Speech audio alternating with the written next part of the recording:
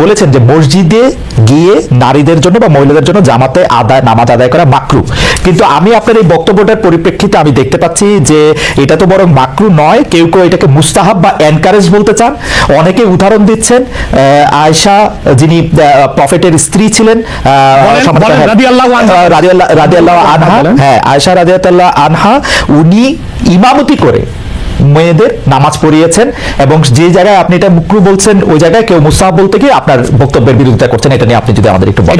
এটা আমি চ্যালেঞ্জ করছি, ওপেন চ্যালেঞ্জ। আম্মা জান আয়েশা রাদিয়াল্লাহু তাআলা আনহা কখনোই ইমামতি করেননি, বরং জাকওয়ান ইমামতি করেছিল, পিছনে তিনি নামাজ পড়েছিলেন। সেটা ফরজ নামাজ ছিল না, তারাবিয়ার নামাজ। আপনাকে যে তথ্য দিয়েছে সে ভুল তথ্য দিয়েছে। ওকে, সেটা মেয়েদের নামাজ পড়াটা মুস্তাহাব কিনা? এক দ্বিতীয় হচ্ছে আল্লাহর হাবিব সাল্লাল্লাহু আলাইহি ওয়াসাল্লামের নূরের জামানায় মসজিদ নববীতে মহিলাদেরকে অ্যালাউ করা হতো, তারা নামাজে আসতেন। কিন্তু আল্লাহর হাবিব সাল্লাল্লাহু আলাইহি ওয়াসাল্লাম মহিলাদেরকে নিরুৎসাহিত করেছিলেন, নিষেধ করেন নাই। কারণ মহিলাদেরও দিন শেখা বাকি ছিল এবং আল্লাহ হাবিব সাল্লাল্লাহু আলাইহি ওয়াসাল্লামের কাছে ওহী আসতো, সেজন্য মহিলাদের নিষেধ করা হতো না, তারা মসজিদে আসতেন। হযরত ওমর রাদিয়াল্লাহু তাআলা আনহু তার খেলাফতের সময় বলেছেন মহিলাদের জন্য ঘরেই নামাজ পড়াটা উত্তম। তখন প্রচুর পরিমাণ সাহাবী উপস্থিত ছিলেন, তারা হযরত ওমরের এই কাজকে বাধা দেননি। সেজন্য মহিলাদের মসজিদে আসাটা হারাম নয়, মাকরু বলা হয়েছে জামাতে আসা। কারণ আম্মা জান আয়েশা রাদিয়াল্লাহু তাআলা আনহা নিজেও বলেছিলেন যে বর্তমানে মানে ১৫০০ বছর আগেই আম্মা জান আয়েশা বলেছেন যে এখন মহিলাদের মসজিদে না আসাই উচিত ফিতনার এই সময়। তো ১৫০০ বছর আগে যদি ফিতনার আশঙ্কা করে আম্মা জান আয়েশা মসজিদ নববীতে মহিলাদের আসাটাকে নিরুৎসাহিত করে থাকেন, তাহলে হযরত ওমর রাদিয়াল্লাহু তাআলা আনহুর সিদ্ধান্তটা সঠিক ছিল। আর বর্তমান যুগে সেটা আমরা নিরুৎসাহিত করি, এজন্যই মাকরু বলি। মাকরু মানে হারাম নয়, খুব কঠিনভাবে নিষিদ্ধ নয়, জাস্ট নিরুৎসাহিত করা। আপনি মাকরু ফতোয়াটা কোথায় পেলেন? আর আপনি যে বলছেন যে আনহা এটা পড়েন নাই, কিন্তু আমি এখন যেটা দেখতে পাচ্ছি যে ওমেন পেইং ইন কংগ্রেগেশন এবং দ্যাটসেলস, এটা মাদিনা বলে একটা পিরিয়ডিক্যালস বাইর হয় মাদিনা ইউনিভার্সিটি থেকে, সেইখান থেকে একজন বলতেছেন যে এটা পড়ছেন। আমি তো এটা বিচার করতে পারবো না। আয়েশা রাদিয়াল্লাহু তাআলা আনহা ইমামতি করেননি, তিনি জাকওয়ান ওনার খাদেমের পিছনে নামাজ পড়েছেন। সেটা ফরজ নামাজ ছিল না, তারাবিহের নামাজ ছিল। জি, এটা বুখারী শরীফের হাদিস। আমাকে সময় দিলে বের করে দিব। আচ্ছা ঠিক আছে, আপনি কি এইটা একটু বলবেন যে মাকরুটা আপনি কোথায় পেলেন? এটা হানাফিদের সর্বসম্মত মত। হানাফিদের সর্বসম্মত মত যে মেয়েদের মসজিদে গিয়ে নামাজ পড়াটা মাকরু। জামাতে হজের সময় ওটা ভিন্ন বিষয়, ওইটা হজটা ফরজ, হজটা ফরজ, এবং সেখানে নামাজ আদায় করা ওই সময় মেয়েরা নামাজ আদায় করতে ওরা করতে পারবে, কিন্তু পরে আর এমনিতে নরমালি আর পারবে না। পারবে না মানে বললাম তো নিরুৎসাহিত করা হয়েছে, তারা ঘরে পড়বে, ঘরে পড়া। স্যার এটা যদি মাকরু হইতো তাহলে কি হজের সময় এটা পড়াটা জায়েজ থাকতো? না, স্থানকাল ভেদে পার্থক্য আছে না। আপনি আজকে আগামীকাল দুপুরে আপনি পানাহার করতে পারবেন, কিন্তু পহেলা রোজা দুপুরে পানাহার করতে পারবেন, সেটা হারাম হয়ে যাবে না। তার মানে স্থানকাল পাত্র বেশে হুকুমটা ভিন্ন হবে না? হবে, কিন্তু যেটা হজের পারমিটেড, যেটা হজের মাঠে পারমিটেড, সেটা আর পৃথিবীর কোথাও বাকি হতে পারে? হজটা কি? হজটা হচ্ছে কাবাগরে যেতে হবে, পুরুষকেও যেতে হবে, মহিলাকেও যেতে হবে। কাবাগর একটাই, সেজন্য সেখানে সেটা ছাড় আছে, কিন্তু মসজিদ পৃথিবীতে একটা না। মহিলারা ঘরে নামাজ পড়তে পারবে। হ্যাঁ, তারপর আমরা এটা বলে থাকি, যেমন কোন মহিলা ঢাকা গেল শপিং করার জন্য, এখন নামাজের সময় হলো, সে বাড়িতে আসতে নামাজ কাজা হয়ে যাবে, সে বাইতুল মুকাররম যে নামাজ পড়লে মহিলাদের জন্য যদি সুব্যবস্থা থেকে পড়তে পারবে।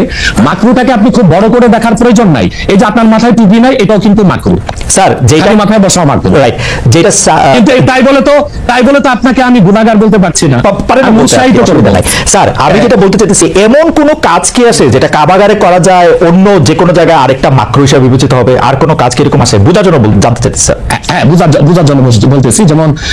যেমন কাবাগরে উপস্থিত হলে ওযু অবস্থায় যেতে হবে, অন্য কোনো জায়গায় গেলে ওযু অবস্থা লাগবে না।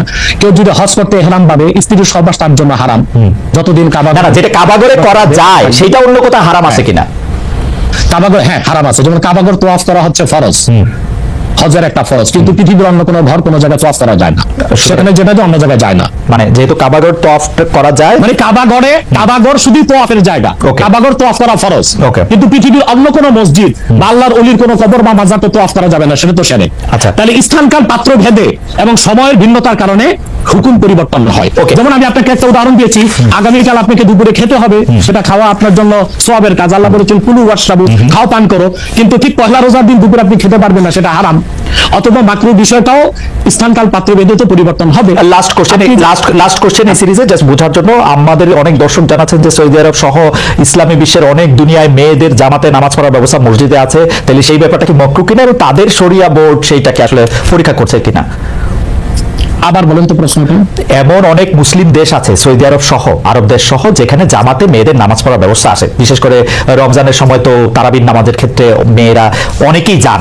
তো সেই ক্ষেত্রে তারা এই মাকরুর ব্যাপারটা অবগত কিনা, তাদের শরিয়া ব্যাপারটার দিকে নজর আছে কিনা?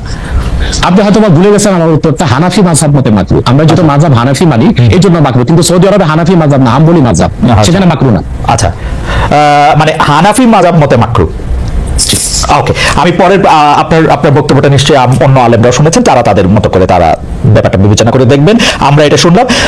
এইবার নেক্সট প্রসঙ্গে বা প্রশ্নে আপনাকে নারীদের নামাজের ব্যাপারে একটা হাদিস শোনাই দিচ্ছি। জি। সহিহ মুসলিম। জি। সহিহ মুসলিম। জি। হাদিস নাম্বার 1027।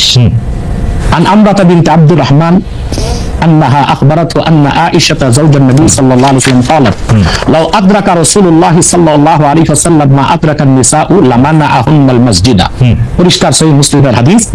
হযরত আমরা বিনতে আব্দুর রহমান বলেন, রাসূল সাল্লাল্লাহু আলাইহি ওয়াসাল্লামের সহধর্মিণী আল্লাহ হাবিব সাল্লাল্লাহু আলাইহি ওয়াসাল্লামের স্ত্রী আম্মা জান আয়েশা রাদিয়াল্লাহু তাআলা আনহা যা কথা বলেছেন, তিনি নামাজ পড়েছেন। উনি বলেছেন যে বর্তমানে মহিলাদের এখনকার অবস্থা যদি আল্লাহ হাবিব সাল্লাল্লাহু আলাইহি ওয়াসাল্লাম দেখতেন, তাহলে তাদেরকে মসজিদে আসতে নিষেধ করতেন। সহিহ মুসলিম হাদিস নাম্বার 1027। আপনি সেই স্কলারদেরকে বলেন এই হাদিসটার জবাব আমাকে দিতে। ওকে, তার মানে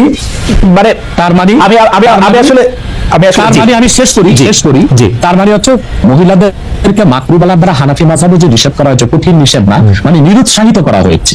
ওকে, ঠিক আছে, এটা নিশ্চয়ই